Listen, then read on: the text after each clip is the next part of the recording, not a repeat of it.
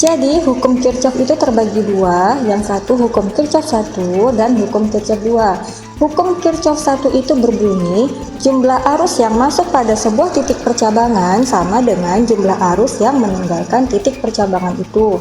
Atau secara persamaan ditulis sebagai sigma I sama dengan 0. Nah, silakan diperhatikan gambarnya. Pada gambar tersebut terdapat I1, I2, I3, I4, dan I5. Jadi, I1 dan I2 itu merupakan I masuk, I3, I4, dan I5 merupakan I keluar. Maka berdasarkan hukum Kirchhoff, arus pada gambar tersebut dapat ditulis sebagai I1 ditambah I2 sama dengan I3 ditambah I4 ditambah I5. Selanjutnya, hukum 2 Kirchhoff. Bunyi hukum ini adalah jumlah perubahan potensial yang mengelilingi lintasan pada suatu rangkaian tertutup sama dengan 0. Secara matematis atau secara persamaan, hukum 2 Kirchhoff ini dituliskan sebagai sigma E ditambah sigma IR, di mana sigma E itu adalah gaya gerak listrik atau GGL, sigma IR itu adalah tegangan pada ujung rangkaian. Untuk supaya kalian tidak bingung apa itu rangkaian terbuka dan rangkaian tertutup, silahkan dilihat gambar tersebut. Jika saklar, ini adalah saklar ya, jika saklarnya terbuka atau terputus dari rangkaian, maka rangkaian itu dikatakan sebagai rangkaian terbuka.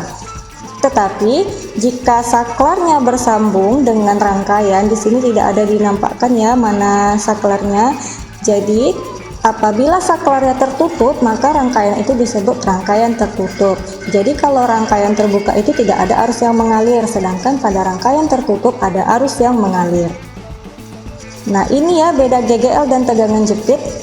GGL itu adalah tegangan yang memang ada di dalam baterai, itu namanya GGL. Tapi kalau tegangan jepit adalah tegangan yang diukur antara ujung-ujung rangkaian atau ujung-ujung baterai bisa. Coba perhatikan gambar itu ya. Jadi ada arus yang mengalir pada rangkaian. Nah, yang mana itu GGL? GGL itu adalah baterai.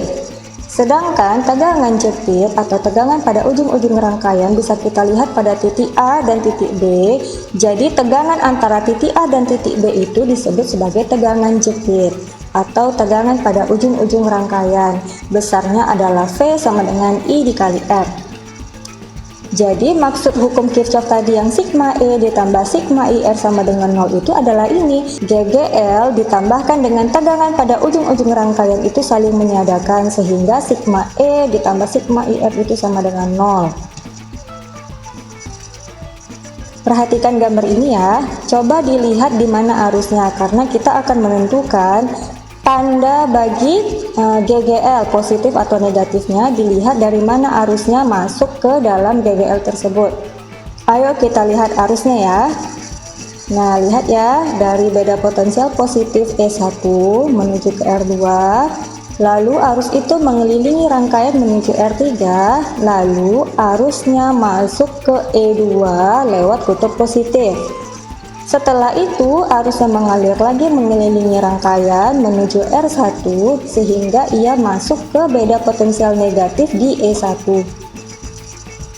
Nah, apabila arah arus dalam loop bertemu kutub positif, maka GGL-nya ditulis positif. Jadi, E2 ini karena arusnya masuk di E2 lewat kutub positif, jadi E2 itu positif. Sedangkan untuk E1 yang ini, karena arusnya itu tadinya masuk di beda potensial negatif, maka E1-nya dituliskan sebagai E negatif. Bisa dimengerti ya nak ya? Bisa dilihat di bawah situ. Maka pada rangkaian berlaku persamaan. Kita lihat dari mana arusnya berjalan pertama kali. Jadi dimulai dari sini. I2 dikalikan dengan R2 ditambahkan dengan I3 dikalikan R3 ditambahkan dengan E2 karena tadi masuknya di kutub positif ya. Lalu ditambahkan I1 dikalikan dengan R1 dikurangi dengan E1. Nah, itulah dia formulasi untuk hukum 2 Kirchhoff pada rangkaian ini. Jadi hasil akhirnya yang ini ya bisa dituliskan seperti ini. I2 dikali R2 ditambah I3 dikali R3 ditambah I1 dikali R1 sama dengan E1 dikurangi dengan E2. Hukum Kirchhoff ini berkaitan dengan rangkaian hambatan seri dan paralel. Waktu SMP dulu sudah pernah ya belajar tentang rangkaian seri dan paralel. Semoga masih ingat ya nak ya rumus-rumusnya. Jadi kita perhatikan pada gambar ini ada dua buah baterai, berarti ada GGL di sini ya. Nah, rangkaian yang merah ini adalah rangkaian paralel. Lihat, lampu yang ini dengan lampu yang ini disusun secara paralel. Lalu bagaimana dengan lampu yang di sebelahnya yang ada dua?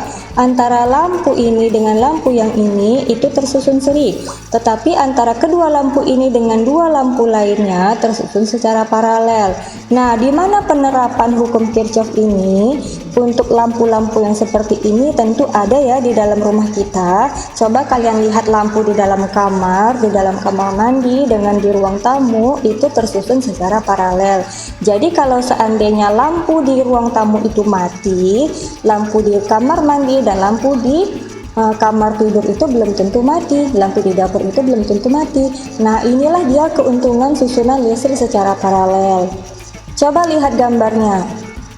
Ini ya, ketika dia off, maka yang lainnya belum tentu off. Nah, bisa dilihat di sini. Ini ilustrasi untuk rangkaian listrik seri dan paralel. Tapi kalau dia seri, nih kalau on dua-duanya hidup, kalau off dua-duanya mati. Itu kelemahan untuk seri. Memang lampunya bersinar terang, tapi ketika ada sedikit saja putus rangkaian, maka semuanya akan mati karena tidak ada arus listrik yang mengalir. Hambatan pengganti untuk rangkaian seri itu masih ingat ya, ditambahkan semuanya. Sedangkan hambatan pengganti untuk rangkaian paralel harus kita perkan. Masih ingat kan pelajaran SMP-nya?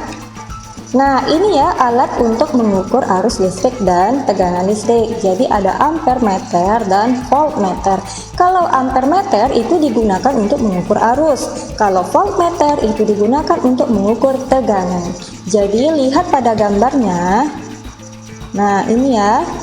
Ampermeter itu harus dipasang seri, jadi diletakkan seri di rangkaian karena dia mengukur arus. Jadi kalau mau mengukur arus harus diletakkan di rangkaiannya, diserikan dengan rangkaiannya. Sedangkan untuk voltmeter letaknya harus diparalelkan. Lihat ya, ini voltmeter lalu dirangkaikan ke ujung-ujung dari rangkaian listrik yang mau kita ukur. Jadi kalau voltmeter itu harus dipasang secara paralel. Nah, yang mana itu ampermeter dan voltmeter bisa dilihat pada gambar di bawahnya. Ampermeter itu yang ini ya, alat ukur arus listrik, sedangkan voltmeter adalah alat ukur tegangan listrik. Apa yang membedakannya? Kalau ampermeter skalanya ini di ujungnya ada huruf A, sedangkan untuk voltmeter pada ujung skalanya ada huruf V. Jadi itu yang membedakan kalau misalnya kita memiliki alat ukur yang seperti ini. Masih zaman dulu nih ya, bingung nih gimana cara nentuinnya mana ampermeter mana voltmeter. Lihat aja satuannya ya, ada di situ di skalanya. Nah, bagaimana dengan ini? Ini namanya adalah multimeter. Multimeter ini sudah digital ya, bisa digunakan sebagai pengukur arus, bisa juga digunakan sebagai pengukur tegangan. Alat inilah yang pada umumnya digunakan dalam hidup kita sehari-hari untuk mengukur arus dan tegangan listrik karena sudah digital, mudah, lebih efisien untuk menggunakannya. Ini tugas kelompok untuk hari ini ya. Silakan dibaca siapa saja anggota kelompoknya, lalu apa pertanyaannya. Jadi nanti akan kita diskusikan ya via Zoom.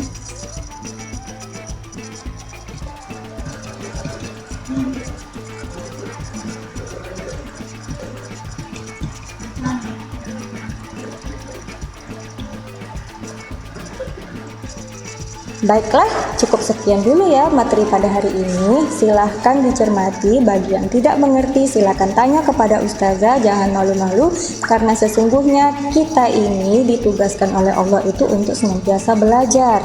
Jadi jangan pernah malu, jangan pernah sungkan untuk memperbaiki diri kita. Ingat ya, target lulusan kita itu harus bersemangat dalam menuntut ilmu, dan kalian juga harus mampu menghadapi tantangan untuk menjadi warga dunia abad 21. Jadi jangan Jangan malu bertanya, jangan malu untuk berekspresi, kalian pasti bisa.